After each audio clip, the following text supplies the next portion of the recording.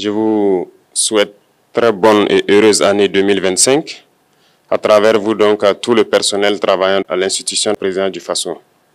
Je souhaite que 2025 soit une année pleine de santé pour vous, votre famille et vos proches, pour que vous puissiez donner le maximum de vous-même dans le travail pour le bonheur de notre peuple.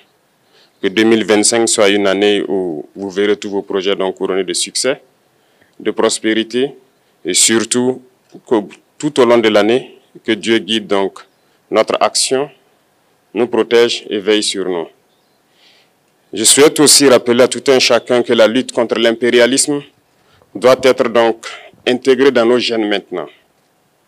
Ça doit être une lutte qui se mène de façon implacable et tous les jours. Parce que beaucoup de gens n'ont pas compris ce que c'est que cette lutte jusque-là. Nos vaillantes forces combattantes sont sur le terrain. Ils mènent le combat contre les valets manipulés, ces criminels qui écument nos campagnes tous les jours et tiennent bon pour amener la paix dans notre cher Faso. Autant ils le font, nos masses populaires laborieuses, que sont les agriculteurs, les éleveurs, se battent aussi également pour qu'on puisse atteindre l'autosuffisance alimentaire à travers donc l'accompagnement de tous les techniciens du ministère de l'Agriculture. C'est très important. Et autant qu'eux aussi se battent dans l'administration, nous devrons nous battre pour changer de mentalité. Cette décolonisation mentale, c'est la partie la plus difficile.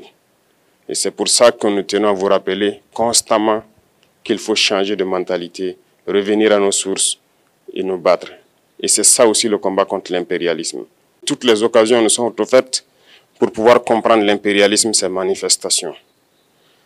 Quand je prends dernièrement les propos d'Emmanuel Macron sur l'Afrique, eh bien, tout Africain conscient devrait donc comprendre très vite tout ce qu'il a pu nous dire et qu'est-ce que ça signifie.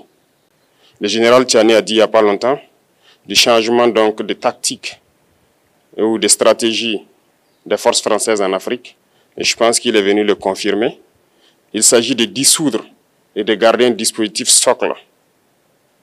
Et Emmanuel Macron l'a si bien dit qu'on ne peut que le remercier pour cette sincérité, même si certains ont voulu mettre la poudre aux yeux de leur population, mais la réalité finit par rattraper aussi. Ils ne partiront pas de certains pays, ils ont juste dissous le dispositif. Vous ne les verrez plus dans des bases, mais dans les ambassades, ils seront là. Ils vont constituer des sociétés de sécurité pour sécuriser leurs sociétés qui existent dans ces pays-là. Mais les soldats seront là, mais vous ne les verrez plus en tenue ou rassemblés dans des bases. C'est tout ce que ça veut dire. Ils vont se réorganiser, mais seront là. Il a parlé de politesse vis-à-vis de certains chefs d'État en leur donnant la primauté d'annoncer donc la rupture ou le départ des forces françaises. Ça nous importe peu, on peut dire, mais tout ce que nous savons, c'est que si vous voulez une rupture avec ces forces impérialistes, c'est simple, on dénonce les accords. Tout commence par là-bas. Et je pense que l'exemple du Tchad, en tout cas, est palpable. Ils ont commencé par dénoncer les accords. Sinon, si on ne dénonce pas les accords, juste dire que les bases quittent, on n'a rien fait. Parce que le problème se trouve dans les accords coloniaux de défense qui ont été signés depuis l'indépendance. Le plus dangereux n'est pas ceux-là que vous voyez dans les bases. Le plus dangereux, ce sont les conseillers militaires. Les conseillers militaires existent dans tous ces pays. Ils ont existé au Burkina aussi jusqu'en fin 2022, jusqu'à ce que nous prenions nos responsabilités. Et qui sont ces conseillers militaires? C'est ceux-là qui sont censés mettre en pratique la politique de la France ici. Ils doivent travailler à rendre nos armées très faibles pour que la France puisse toujours avoir l'argument d'exister ici. Sous Blaise Compaoré, ils avaient réussi. Nos sentinelles prenaient donc la garde avec des bâtons. C'est ça que la France veut de nos armées. Lorsque nous arrivons à cette étape, nous n'avons pas le choix que de vouloir qu'ils viennent s'installer. Mais l'armée burkinabé a réussi à un moment donné à se débarrasser des conseillers militaires. Malheureusement, je pense qu'en 2019, après l'opération Otapoano, où ces Français ont vu que l'armée burkinabé avait encore une capacité de réagir au terrorisme, ils ont appelé le chef d'état-major en France, ils l'ont instruit de reprendre les conseillers militaires dans toute la structure. Eh bien, il n'a pas accepté, mais au retour au pays, les politiques l'ont instruit d'accepter les conseillers militaires. Et c'est là que les conseillers militaires sont revenus dans l'armée burkinabé en 2019. Avec toutes les conséquences qu'on connaît, l'armée était en train de disparaître dans les années 2020-2021. Et d'ailleurs, c'est le moment où beaucoup de militaires ont dû déserter parce qu'il n'y avait plus d'espoir. On était en train de s'effondrer. Voilà un peu comment ils travaillent. À l'état-major général des armées, dans tous les états-majors d'armée, dans les écoles, c'est eux qui sont censés nous dicter la politique de notre armée. C'est eux qui nous disent combien recruter, quand recruter et qu'est-ce qu'il faut en faire. Ils sont dans les écoles pour nous dire comment il faut les former et ainsi de suite. Tant que ces conseillers militaires sont là, vous n'êtes pas indépendant. Votre armée aura juste l'apparence d'une armée qui sera là en train de faire des parades, du cirque. Mais lorsque viendra la guerre, vous vous rendrez compte que la parade, c'est une chose, mais la guerre, c'est une autre chose. Il faut rompre les accords. C'est la seule façon d'avoir une armée indépendante et se construire, être fort.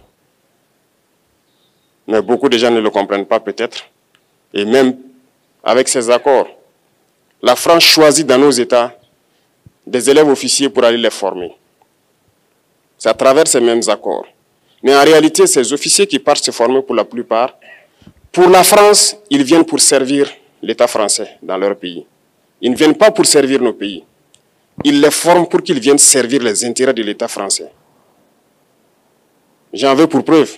Lorsque nous nous sommes révoltés, beaucoup d'officiers au Burkina qui ont été formés en France ont été immédiatement contactés pour leur dire que c'est le moment de se mettre en action parce que vous avez été formés pour ça, pour servir les intérêts de la France. La plupart de ces officiers nous ont rendu compte, nous avons pris acte et nous continuons de suivre. Lorsque un officier formé en France arrive dans son pays et par malheur meurt soit par accident ou bien sur le champ de bataille, en France, il y a une nuit d'hommage aux morts dans l'armée, comme partout ailleurs. À la nuit d'hommage aux morts, on cite le nom de l'officier en question et on dit « mort pour la France ». Il ne le forme pas pour servir son pays, il le forme pour servir leur État. Et dans beaucoup d'États africains, il y en a plein de ces officiers. Combien sont patriotes, Dieu le sait. C'est une leçon que Emmanuel Macron a donnée encore aux chefs d'État africains, de se rattraper et de pouvoir vraiment mener cette lutte contre l'impérialisme. Mais en plus de ça, il a aussi insulté tous les Africains dans ses propos. Il y a une partie qui a retenu mon attention, là où il parlait d'ingratitude. Et que l'ingratitude est une maladie non transmissible aux humains. Lui, il est humain, notre ingratitude n'est pas transmissible à lui. Voilà comment ce monsieur voit l'Afrique, voit les Africains. Nous ne sommes pas des humains à ses yeux. Peut-être que c'est lui qui n'est pas humain, il ne se met pas dans la classe des humains. Mais s'il y a bien un ingrat, c'est bien lui. Je pense que s'il n'est pas athée et qu'il prie, à chaque matin qu'il se réveille et qu'il prie, il devrait aussi prier les Africains. Parce que c'est grâce à nos ancêtres qu'il existe aujourd'hui une France. Il devra nous prier. À ses yeux, nous ne devons pas être des humains, nous sommes plus que des humains. Ce sont des messages très forts qu'il passe. Moi, je pleure le peuple français. Mais quand même, il est bien pour l'Afrique. Il est un mal nécessaire pour nous. Ceux qui veulent se réveiller, se réveillent. Ceux qui ne veulent pas se réveiller, comme on le dit, on ne peut pas réveiller quelqu'un qui ne dort pas. Les Africains doivent se réveiller. Nous devons travailler à être indépendants, à faire au moins ce que nos peuples connaissent le bonheur. Et la lutte contre l'impérialisme, c'est ça. Il faut décoloniser les mentalités, prendre en compte toutes ces données-là, parce que le monde nous donne tellement d'exemples à voir. Pour eux, il n'y a pas de morale. Ils peuvent vous désigner aujourd'hui terroriste, mais demain, vous êtes un héros, par leur simple bouche. Ils décident de ce qu'ils font. Ils parlent de démocratie, mais ils se font eux-mêmes des coups d'État constitutionnels entre eux. Ils parlent des droits de l'homme, mais ils déciment des populations ailleurs. L'Africain doit se réveiller, l'Afrique doit se réveiller. Et le combat contre l'impérialisme est permanent. Et je vous invite à incorporer ce combat à travailler en sorte que nous soyons réellement indépendants, que nous soyons autosuffisants et que nous puissions nous développer, connaître le bonheur, ce à quoi notre peuple aspire. Merci, je vous souhaite une très bonne journée, une très bonne semaine et une très bonne année. Et que, à la fin de cette année 2025, en faisant la rétrospective, nous devrons nous dire que nous avons apporté un grand plus à notre nation. Merci beaucoup à tous, que Dieu vous bénisse et que Dieu protège notre chère patrie. La patrie ou la mort, nous vaincrons.